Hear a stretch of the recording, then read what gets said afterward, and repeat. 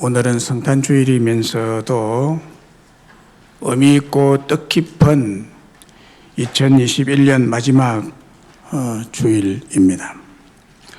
이런 주일과 날들이 직접적으로 우리에게 어떤 능력이나 힘이 있다는 뜻이 아니라 우리들의 마음의 자세가 어떤 의미나 생각을 가지고 대하느냐에 따라서 결과가 달라집니다.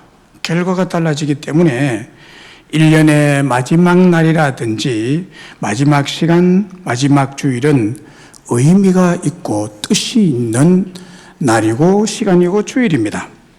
그래서 어제의 성탄절에 이어서 오늘 또 우리에게 가장 뜻깊은 예수님의 성탄에 대해서 마지막 주일에 말씀을 나누고자 합니다. 정치인, 재벌, 연예인, 스포츠 스타 등 여러 분야에서 유명한 국내외 인물들의 이름을 우리는 각종 매스컴 또 SNS를 통해서 많이 알고 있습니다. 특히 선거철이 되면 수많은 정치인들이 자기 이름을 한 사람에게라도 더 알리기 위해서 온갖 노력을 다 기울이며 땀을 흘리면서 홍보를 하고 선거운동을 합니다. 이것은 정치인들뿐만이 아니라 장사하는 사람들, 물건을 파는 사람들, 자기 물건과 회사의 이름을 홍보하기 위해서 수단과 방법을 가리지 않습니다. 이와는 반대로 이름이 나쁘게 알려지는 것은 우리 모두가 다 극도로 주의를 기울이고 경계를 하죠. 문제 있는 사람이나 업체로 그 이름이 한번 사람들의 뇌리에 각인이 되면 이 나쁜 이미지를 지우기가 상당히 어렵게 되기 때문입니다. 유명 연예인 이름이나 검찰, 청와대 같은 권력기관을 사칭한 사기 사건이 심심찮게 일어나는 이유는 그 이름에 담긴 힘이 크기 때문이죠. 그러나 이 세상의 유명한 이름들과 인기의 유명세는 너무나 허무하게 사라져가고 잊혀져 가기 마련입니다. 세상에서 아무리 유명한 이름을 날린 유명인사라도 몇십 년의 세월이 흐르고 나면 역사책이나 기념비에나 남는 이름이 되고 맙니다. 그런데 여러분, 세월이 흐를수록 시간이 갈수록 더욱 빛나고 유명하게 빛을 발하는 이름이 있습니다. 어느 나라, 어느 민족, 어느 문화권으로 가도 모든 민족이 알고 있는 가장 유명한 이름이 있습니다. 바로 성탄절에 오신 예수 그리스도이십니다. 예수, 그 이름은 5대양 6대주 어디를 가도 그 이름을 모르는 사람이나 나라가 거의 없습니다. 지금은 거의 없어요.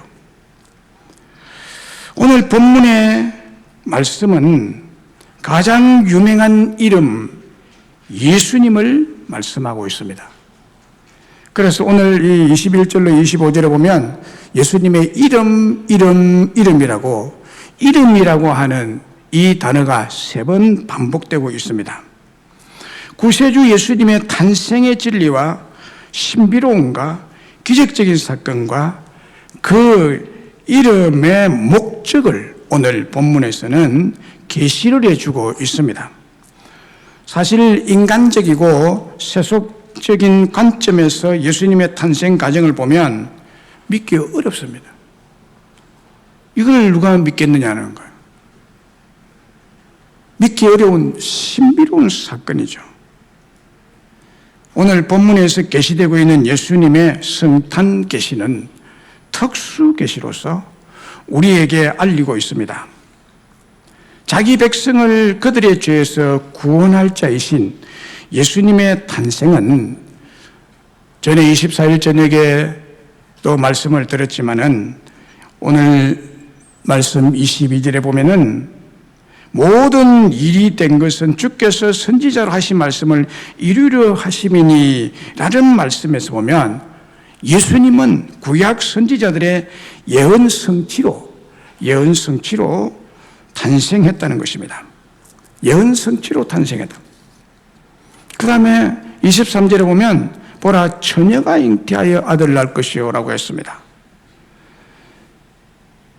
그리고 1장 20절의 말씀을 보면은 주의 사자가 행모하여 이르되 다윗의 자손 요셉아 네 아내 마리아 데려오기를 무수하지 말라 그에게 잉태된 자는 성령으로 된 것이라. 처녀가 잉태했는데 어떻게 잉태됐느냐? 성령으로 잉태된 거다. 그래서 예수님의 탄생은 기적의 탄생입니다. 기적의 탄생입니다. 남자를 알지 못하는 처녀가 생명을 잉태한다는 것은 불가능한 일인데 예수님은 처녀의 몸에서 아들로 탄생했다는 것과 성령 잉태로 태어나게 된 것은 기적이죠. 특수 계시, 기적입니다. 그리고 21절에 보면 아들 낳으니 이름을 예수라 하라. 아들로 태어났는데 이 아들은 속죄의 주님으로 탄생한 것입니다.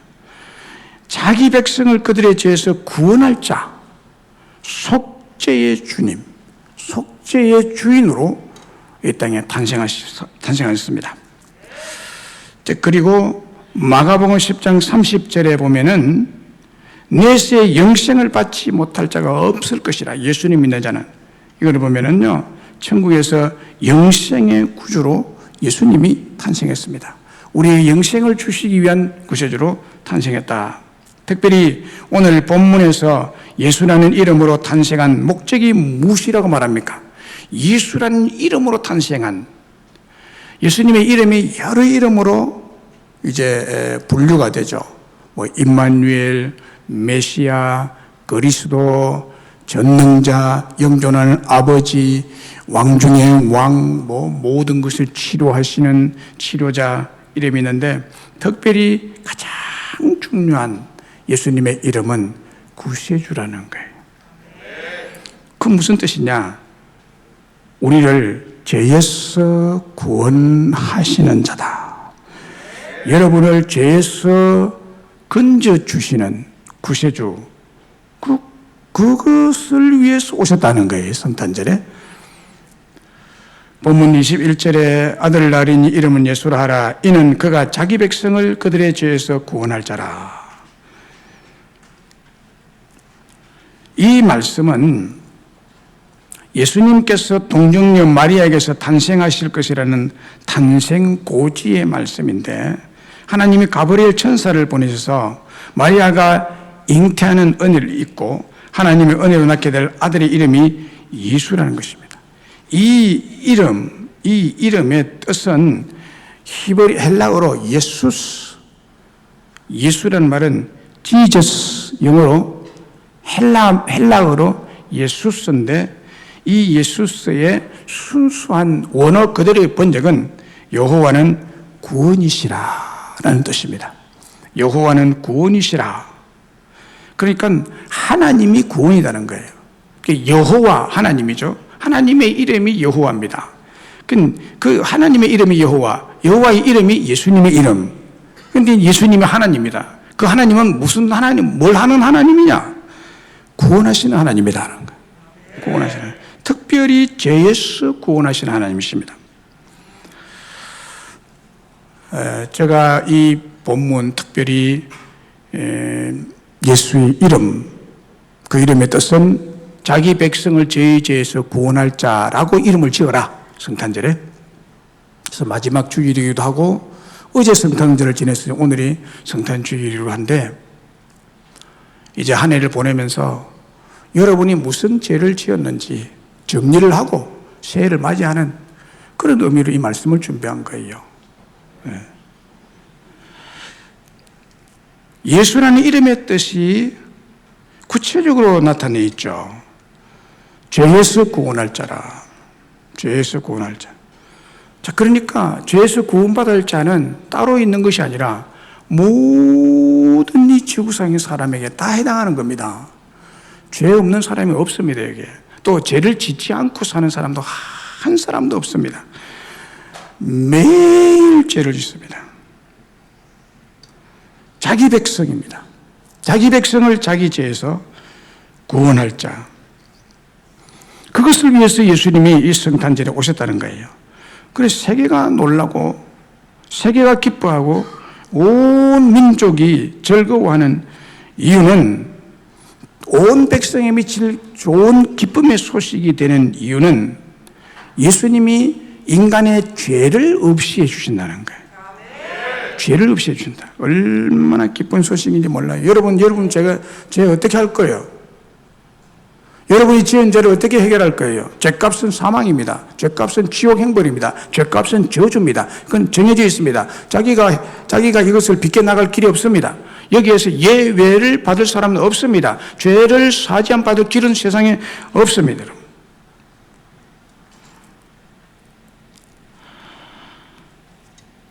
무서운 사망의 죄입니다. 네, 사망의 죄.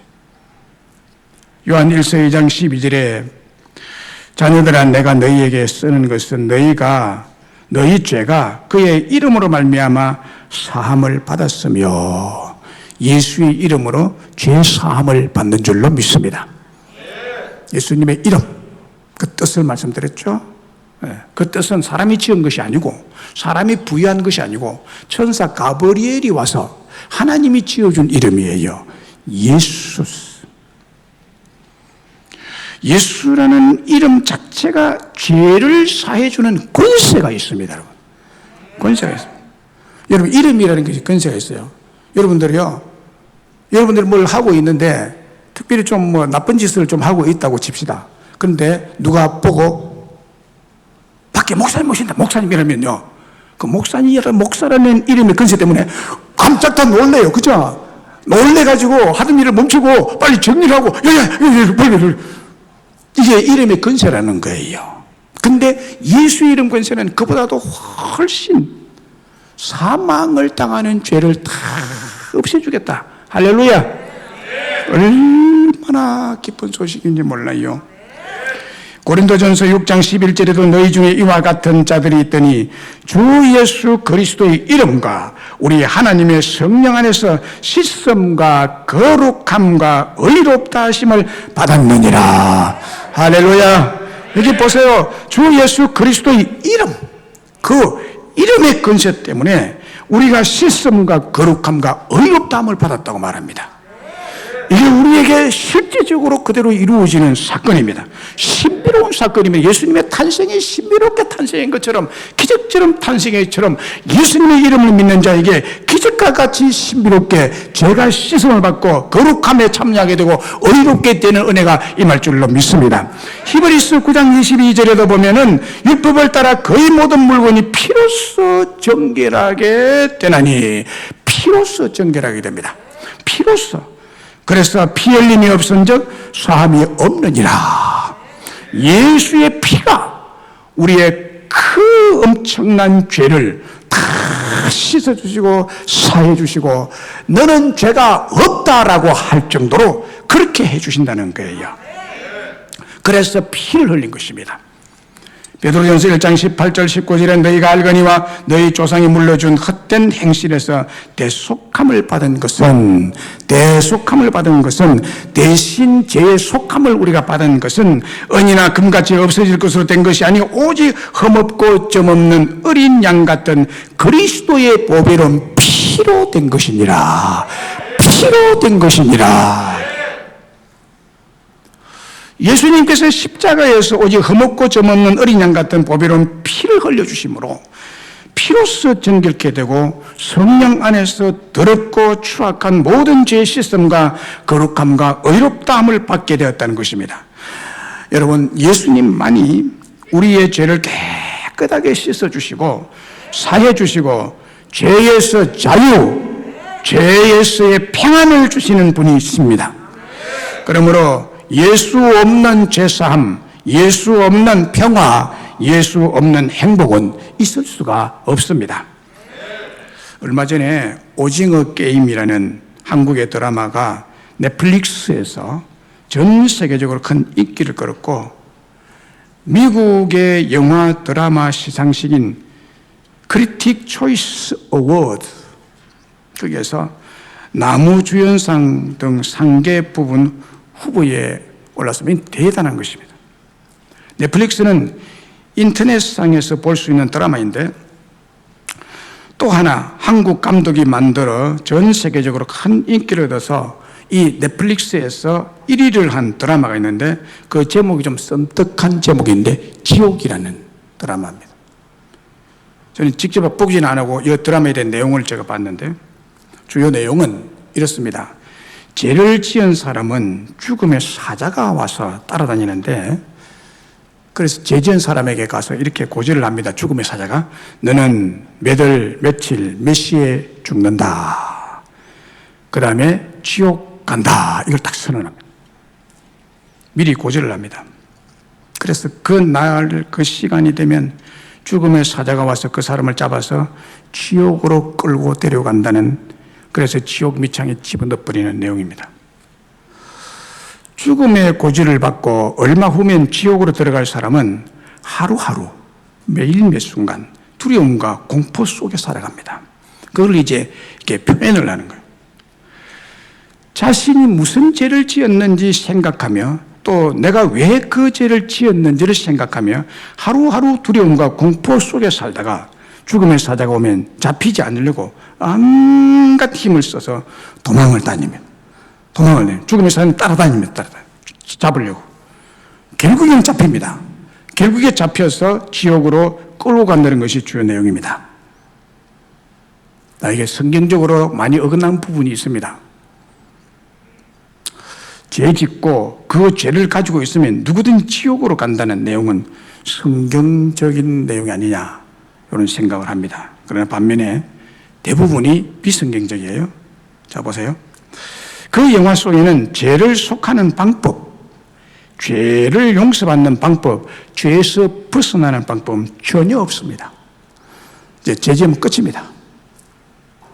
한 번 죄를 짓고 죽음의 사자에게 죄인으로 지목이 되면 죄를 지은 사람 무조건 무자비하게 죽음의 사자에 의해서 엄청난 두려움과 공포 가운데 지옥으로 끌려간다는 것입니다.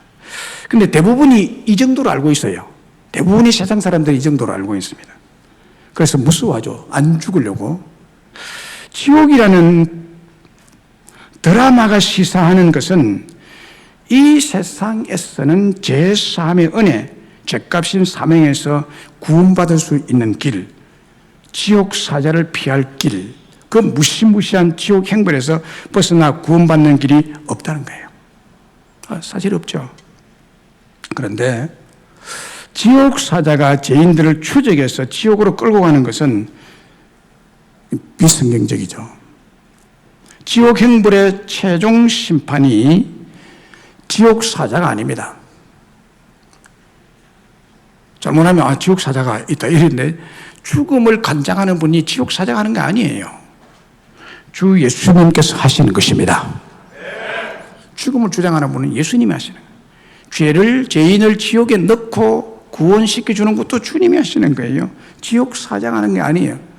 지옥 사자는 없습니다. 지옥 사자는 지어낸 거죠.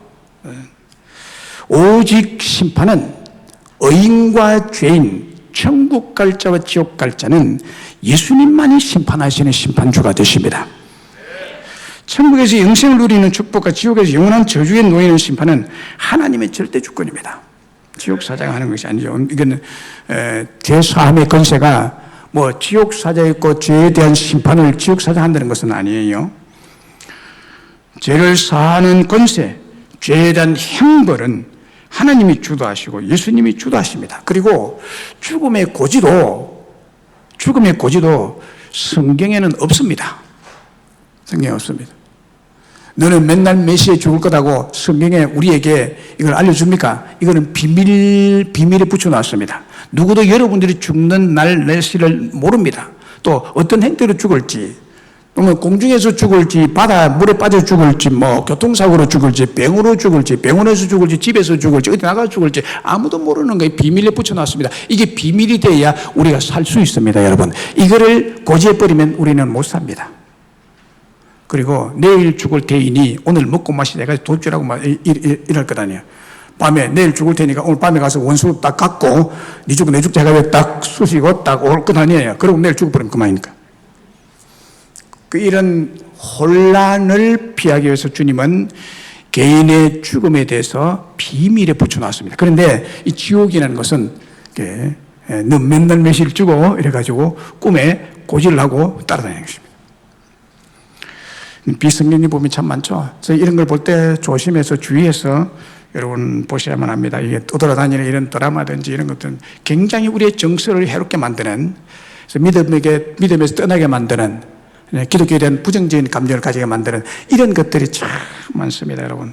그러나 여러분, 죄를 가지고는 구원을 얻을 수가 없습니다.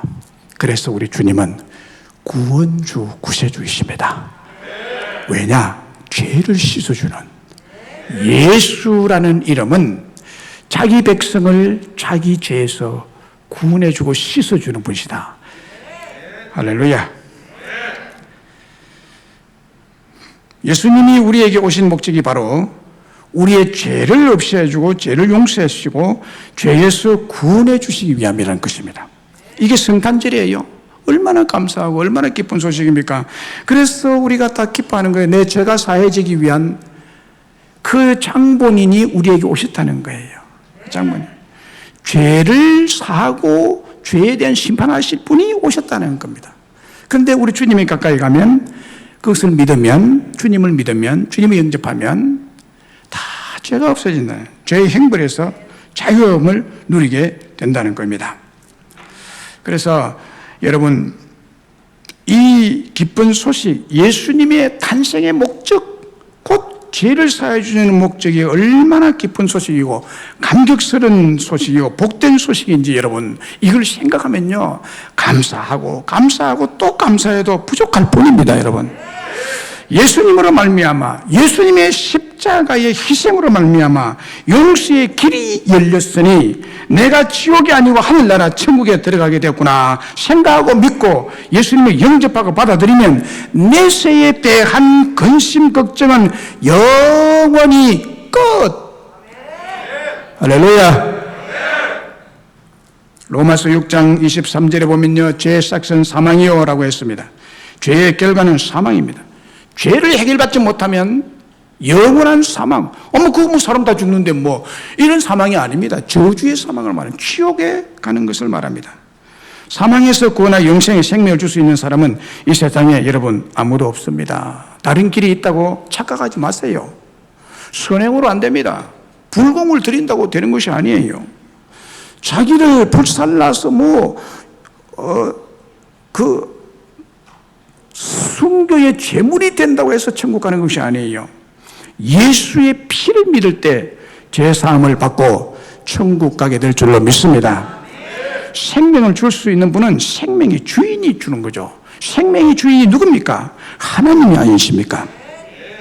예수님은 우리를 죄에서 구원하기 위해서 인간의 몸을 입고 성육신, 인카네이션이라고 그래요. 성육신을, 육신을 입고 탄생하신 예수님을 인카네이션, 성육신이라고 그래요. 히브리서 9장 22절에 피 흘림으로서는 사함이 없는 이라고 했는데, 예수님은 우리를 위해서요, 우리 죄 용서를 위해서 십자가에 돌아가심으로 피를 흘렸습니다. 생명이 끊어질 정도로 피가 흘렸습니다. 피를 다 쏟았습니다. 그걸 위해서 이 땅에 오셨다. 전에도 한번 말씀드렸는데요, 하나님 아버지가 자기 아들이 십자가에서 비참하게 축 늘어져 죽는 것을 어떻게 보았을까? 여러분 자녀들이 죽음의 병에 걸려서 축 늘어져 죽어가는 거 여러분 곁에서 본다면 어떻게 했어요, 심정이? 그걸 막을 수 있었다면 막죠. 막을 수 있다면 막았을 건데 세월호 사건에 그 부모들이 이걸 알았답니다. 안 보낼 걸, 여행을 안 보낼 걸, 여행을 안 보낼 걸. 어떤 아이는 그날에 안 가려고 애때를 썼는데 엄마가 억지로 보낸 아이들도 있을 것 같아요. 이거는 뭐 부모 그냥 막 평생에 이제 병드는 거예요. 예. 그런 일이 있다면 막죠. 하나님은 안 보낼 수 있어요. 예수님을 안 보낼 수 있어. 자기 아들이 죽는 꼴을 어떻게 보고 있습니까? 부모가. 못 보죠. 그러나 우리 하나님은 너무나 사랑이 크시고 사랑이 무한하시고 사랑이 높으신 분이기에 우리를 살리기 위해서 자기 아들을 곧 자기가 희생하신다는 거예요. 왜냐하면 피 없이는 죄가 없어지지 않기 때문에 죽어야 되는 거예요. 구약의 짐승들이 죽어서 피를 뿌리는 것은 바로 예수님이 십자가에 피 흘려서 죄를 사해 주시는 예표인 것입니다. 여러분, 성자요 위대한 신학자인 성 어거스틴은 이렇게 말했습니다. 크리스마스는 성자께서 십자가를 향하여 첫걸음을 떼신 날이다 그랬어요. 아멘입니까? 네. 십자가를 위해서 첫걸음을 떼셔서 탄생했다. 크리스마스는 예수님께서 십자가를 향하여 당신 자신의 생명을 주시려고 첫걸음을 떼신 날이라는 것입니다. 우리를 죄에서 구원하시려고 십자가를 향하여 첫걸음을 떼신 날이 성탄절 크리스마스입니다. 다시 정리하면 예수님은 우리를 죄에서 구원하려 오신 줄로 믿습니다. 그리고 하늘의 생명, 영원한 생명을 주시려 오셨습니다. 예수님은 우리를 죄에서 구원하여 영원한 생명을 주시려고 십자가에서 당신 자신을 희생하신 것입니다. 성탄절에 우리가 반드시 믿음으로 기억해야 할 사실이 있습니다. 반드시 여러분이 기억해야 될 사실이 있는데 그것은 여러분 자신이 이 구원을 위해서 스스로 할 수 있는 일은 아무것도 없다. 아무것도 없다. 하나님의 열심히 우리를 죄에서 구원하시는 구원 사역을 완벽하게 이룬 것이다 라는 거예요. 구원은 완벽하게 우리에게 이루어졌습니다. 그런데 그래도 현실은 우리가 죄를 짓고 삽니다. 그러면 이 죄 문제를 어떻게 해야 될까요? 어떻게 해야 될까요? 우리를 실패자로 사망으로 못 쓰게 만드는 이 죄를 회개해야 됩니다. 여러분. 회개하셔야 됩니다. 죄 회개해야 됩니다. 나 죄 없는데 회개할 거 없는데요 할 사람은 아직 모르는 사람이에요. 네. 자기 스스로도 모르고 사람들도 모르는 거예요. 자기가 죄 회개할 것이 없다면 세상 다른 사람도 회개할 게 없죠. 죄 회개해야 됩니다. 마태복음 4장 17절에 보면 이때로부터 예수께서 비로소 전파하여 이르시되 이때로부터 비로소 이제 처음 전파하여 이르되 회개하라 천국이 가까이 왔느니라 그랬습니다. 예수님의 공사에게 첫 메시지입니다. 첫 메시지가 뭐냐? 회개하라는 메시지예요. 회개하라는 메시지. 그리고 예수님의 사역의 길을 먼저 와서 예배한 세례 요한의 첫 메시지도 똑같습니다. 첫 메시지도 똑같아요. 마태복음 3장에 세례 요한의 메시지가 나오는데 세례 요한의 첫 메시지가 마태복음 3장 1절로 2절에 기록되어 있습니다. 그때 세례 요한이 이르러 유대 강야에서 전파하여 말하되 회개하라 천국이 가까이 왔느니라 그랬습니다. 회개의 메시지입니다. 죄값은 사망이요 저주요 지옥 형벌을 받게 되므로 죄를 회개해야 됩니다. 죄를 회개해야 됩니다.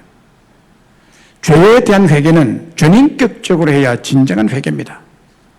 어떻게 회개해야 되느냐? 전인격적이란 지정의를 가리키죠. 인간의 인격이 어떻게 형성이 되는가 하면 여러분 다 인격을 가지고 있죠. 그 인격은요 지식과 감정과 의지, 세 욕소가 뭉쳐져 있는 것을 인격이라 그래요. 그래서 이 중에 어느 한 부분이 좀 약하면 비인격자가 됩니다. 지식이 부족해가지고 무식하면 비인격자. 감정의 기복이 너무 심해도 비인격자. 의지의 결단이 약해도 비인격자입니다. 아침에 결심했다가 저녁에 달라지는 이건 비인격자예요. 그래서 지식과 감정과 의지가 같이 균형을 잡고 갈 때 인격자가 되죠. 그래서 회개도 지정의에 회개를 해야 됩니다. 다시 말하면 지혜라는 것은 자신이 무슨 잘못을 했느냐, 무슨 죄를 지었는지를 알고 깨달아야 됩니다. 자기가 죄가 뭔지도 모르면 회개가 불가능한 거예요. 자기가 무슨 죄를 짓고 있는지를 지금 알고 있어야 됩니다. 그리고 정적으로 감정을 가리키는 거거든요. 감정적으로 죄를 지은 것에 대해서 슬퍼할 줄 알아야 됩니다. 슬퍼해야 됩니다. 죄에 대해서 애통해야 되고요. 죄를 미워하는 눈물 흘림이 있어야 됩니다, 여러분. 감정적으로 있어요.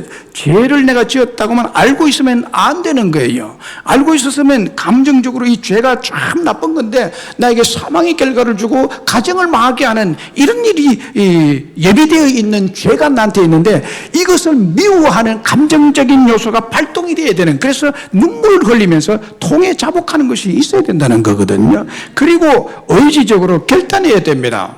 결심을 해야 돼. 다시는 죄 안 짓겠다고. 할렐루야. 죄에서 돌아서는 의로운 행실, 착한 행실, 덕스러운 행실, 사랑의 행실, 용서의 행실로 돌아서는 단호한 결단이 있어야 이것이 진정한 회개예요. 기독교의 회개는 이걸 말합니다. 전인격적인 회개입니다. 후회는 의적 결단이 없습니다. 술 먹는 사람들 보면요, 저녁에 제일 딱 먹고 와가지고 잠자고 나면 아침에 일어나면 골이 깨질 것 같은, 그래서요, 이제 내가 다시는 술 안 먹는 데 놓고 그날 저녁에 또 먹고 와. 이런 거를 후회라 그래요. 회개는 그런 후회를 말하는 것이 아닙니다. 지정의로서 전인격적으로 회개를 해야 하나님 앞에 회개가 되는 거예요. 그리고 회개할 때 뭐 사람들에게 공포해가지고 나 이런 죄를 지었다 이렇게 하면 안 돼요. 속옷까지 다 벗어버리면 안 되는 거예요. 사람 앞에서는. 하나님 앞에서는 완전히 속옷까지 다 벗어야 됩니다. 하나님 앞에. 회개를 그렇게 하셔야 돼요. 하나님 앞에. 어떤 의미에서 회개는 하나님과 나 사이 1대1의 은밀한 관계에서 회개를 하셔야 됩니다. 하나님께 하는 거예요, 여러분. 아멘.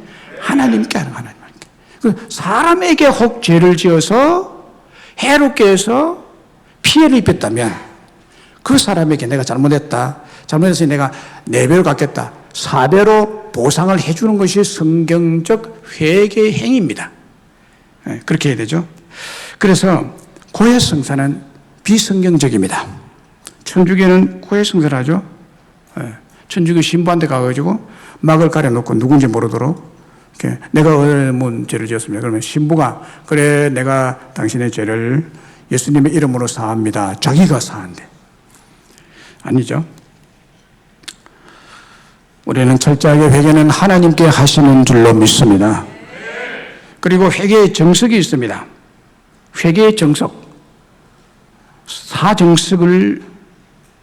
사정석이 있습니다. 첫 번째는 신속히 할 것. 신속히 할 것. 죄 지고 나면 바로 해야 됩니다. 신속히 할 것. 두 번째, 구체적으로 할 것. 세 번째는 개선하고 고치고 돌아서는 방향성이 분명할 것. 네 번째는 진정성이 있어야 됩니다. 이 4원칙을 따라야 됩니다. 그러니까 회개의 타이밍이 중요합니다. 미루면 안 됩니다. 미루면 회개할 기회를 얻지 못할 때가 옵니다. 그래서 회개는 즉시 신속하게 죄를 깨닫는 순간에 해야 되고요. 그리고 구체적인 죄의 내용을 하나님께 고백해야 되고요. 그리고 죄에서 완전히 돌아서야 되는 방향성, 완전히 돌아서는. 그리고 진정한 심령으로 죄에 대해서 통해 잡아가는 것이 있어야 된다. 진정성이 있어야 된다는 거예요. 만약에 회개의 기회를 놓치게 되면 죄사함과 용서를 하나님부터 받지 못하는 일이 벌어지는 것입니다. 잃어버려요. 그래서 즉시 회개를 하고 정확하게 회개를 하고 죄의 방향 완전히 유턴해서 돌아서는, 그래야 죗값을 받지 않습니다. 약할 때 강함 대신이라는 찬양이 있습니다. 약할 때 강함 대신의 찬양. 이 찬양을 알고 부르는 그리스도인들이 참 많습니다. 우리 한국교회 많습니다. 그러나 이 찬양의 지연에 대해서는 잘 모르죠. 누가 지었는지 모르죠. 이 찬양의 작곡자는 전 세계에 잘 알려진 찬양 사역자인 데니스 전이건이라는 사람입니다. 데니스 전이건, 한국 사람 아니에요. 그는 어릴 때 공중 화장실에서 한 남자로부터 성추행을 당합니다. 그 이후로 그는 동성애에 빠지게 되는데, 그는 신실한 기독교 가정에 자랐지만은 사탄은 그를 진리를 거역하는 죄의 길에 깊이 빠져들게 만듭니다. 결국 죄책감을 이기지 못하고 자살을 시도했지만은 아직 죽을 준비가 되어 있지 않다는 자기 자신을 발견하고 스스로 포기하고 더욱 동성애에 빠집니다. 그러던 어느 날 부흥 집회에 참석하게 되었는데 하나님의 음성을 그 부흥 집회에서 듣게 됩니다. 하나님은 이렇게 말합니다. 하나님은 그런 당신을 여전히 사랑하고 계십니다 라는 음성을 들어요. 이 말씀에 그는 큰 충격에 빠집니다. 동성애가 큰 죄라는 사실을 깨우치고 그 자리에서 회개합니다. 회개하고 새 사람이 됩니다. 그 회개를 통해서 하나님과 예수님에게 버림받은 자라는 죄책감에서 완전히 벗어나고 그 모든 죄를 예수님이 용서해 주셨다는 자유와 해방과 행복감을 느끼게 됩니다. 스스로 포기한 인생이라 할지라도 주 예수님은 여러분 포기하지 않으십니다. 데니스 전이건은 약한 인생에 찾아오신 예수님의 죄사함의 은혜를 이렇게 표현했죠. 약할 때 강함 대신에 나의 보배가 되신 주 나의 모든 것. 쓰러진 나를 세우고 나의 빈잔을 채우네. 주 나의 모든 것. 예수 어린 양 존귀한 이름. 예수 어린 양 존귀한 이름. 이렇게 찬양합니다. 예수라는 존귀한 이름의 권세가 자기의 그 더럽고 추하고 입에 담지 못할 그 흉한 자신의 모든 죄를 주님이 다 사해주고 죄로 약해졌던 자신을 성령의 강한 군사로 강력한 복음 선포자로 찬양 사역자로 그를 세우셨다는 진정한 고백이죠. 사랑하는 여러분, 죄의 고통 때문에 하나님과 멀어지는 사람도 있지만은 오히려 그 고통 때문에 하나님께 더 가까이 가는 사람이 있습니다. 여러분들은 이 성탄절에 오신 예수님에게 죄를 고백하고 회개하고 더 가까이 다가가는 사람들이 되시기를 간절히 바랍니다. C.S. 루이스가 고통의 문제라는 책에서 죄의 고통은 기먹은 사람들을 불러 깨우는 하나님의 메가폰 확성기다라고 했습니다. 죄의 고통은 기머거리 사람들에게, 하나님의 음성을 알아듣지 못하는 사람들에게 죄의 고통을 주어서 야, 너 그렇게 하면 안 돼! 죽어! 라고 경고하는 확성기다 이 말이에요. 새 중에 독수리를 닮은 솔개라는 새가 있습니다. 솔개. 이 새의 수명이 70년에서 80년가량 산도갑니다. 거의 사람의 수명만큼 오래 사는 새가 솔개입니다. 그런데 솔개가 이렇게 오래 살기 위해서는 큰 변화의 과정을 딱 한 번 거친다고 합니다. 솔개는 주둥이 부리로 머리를 쪼아먹죠. 그리고 날아다녀야 하므로 날개가 강해야 됩니다. 또 먹이를 발로 낚아채야 하니까 발톱이 아주 예리하고 강합니다. 그런데 솔개의 나이가 40살쯤 되면, 태어난 지 40년쯤 흐르면요, 부리가 노후가 되어서 먹이를 쪼아먹을 수 없을 정도로 이상한 행태로 구부러져 버린다. 그리고 날개의 깃털이 다 빠져버린다면 낡아서 힘을 쓰지 못하게 되고 발톱이 다 문드러져서 망가져서 먹잇감을 발로 낚아챌 수가 없게 이렇게 늙어버린답니다. 이렇게 되면 솔개는 한 40살쯤 되면 먹이를 더 이상 먹을 수가 없어서 스스로 죽을 수밖에 없답니다. 이때 솔개는 내가 이대로 죽느냐, 이대로 생을 마감하고 죽느냐, 아니면 새롭게 거듭나느냐라는 선택의 기로에 선다는데, 솔개 대부분은 지혜를 발휘해서 새롭게 거듭나는 길을 택한다고 합니다. 새롭게 거듭나는 길을 택하는데, 산에서 제일 자기가 주로 거주하고 있는 산에서 제일 높은 바위산으로 찾아가서 그 위에 바위에 앉는답니다. 그 바위에 앉아서 한 달 동안, 1개월 동안 고통의 시간을 보낸다고 합니다. 제일 먼저 자신의 부리로 남은 날개의 깃털을 다 뽑는답니다. 그러면 날개가 벌구숭이가 되는 거예요. 그리고 발톱도 부리로 다 뜯어서 뽑아낸답니다. 피가 막 나오고 그러겠죠. 그리고 마지막으로 자신의 뿌리를 바위에 찍어서 쓸모없고 노후가 되어버리고 이상하게 꼬부라져 버린 뿌리를 깨 부숴버린답니다. 그 주둥이가 없어져. 이때 엄청난 피를 흘리고 고통의 시간을 다 1개월 동안 보내면 뿌리가 새롭게 나고, 그 빠진 자리에 애들 이빨 빠지고 나면 그 자리에 새 이빨이 나듯이 뿌리가 새롭게 나고, 날개 털이 새롭게 나고, 발톱이 새롭게 아주 예리하게 난답니다. 이렇게 해서 솔개는 다시 40년을 산답니다. 그러니까 완전히 새로운 무장에서 새롭게 태어나는 거죠. 뿌리가 새롭게 태어나고, 발톱이 새롭게 태어나고, 날개가 새롭게 태어나서 아주 강력한 힘으로 이렇게 다시 40년을 살게 되는 것이 솔개의 인생이라고 합니다. 이것이요, 조류 학자들에 의해서 솔개를 연구한 결과로 알게 된 솔개 일생입니다. 사랑하는 여러분, 제가 왜 이 이야기를 여러분에게 말씀합니까? 우리의 일생에도 2생이 아니고 3생이 아니에요. 우리 1생이에요. 영생을 위해서, 구원을 위해서, 여러분 자신과 가족과 교회를 위해서, 하나님 나라를 위해서 새롭게 거듭나는 길을 결단하고 선택하셔야 됩니다. 이대로 살 것이냐, 죄를 지고 죄인의 모습으로 이대로 살 것이냐. 여러분이 현재 만들어 놓은 이게 좋습니까? 부탁 죄의 결과로 만들어지는 것이거든요. 이대로 살 것이냐, 다시 거듭날 것이냐, 결단하세요. 결단하세요. 솔개보다 못하면 되겠습니까? 인생이, 만물의 영장이, 지혜에서 특출한 인생이, 여러분이 결단 한번 해보세요. 죄를 지고는 갈 수 없습니다, 여러분.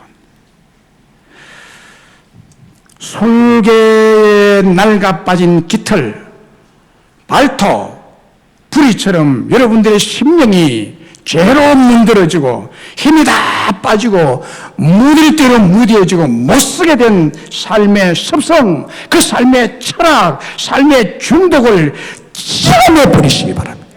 찢어야 됩니다. 회개가 필요합니다.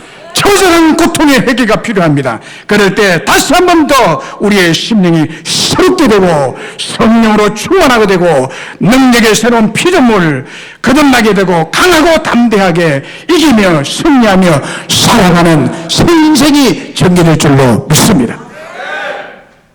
말씀을 맺습니다.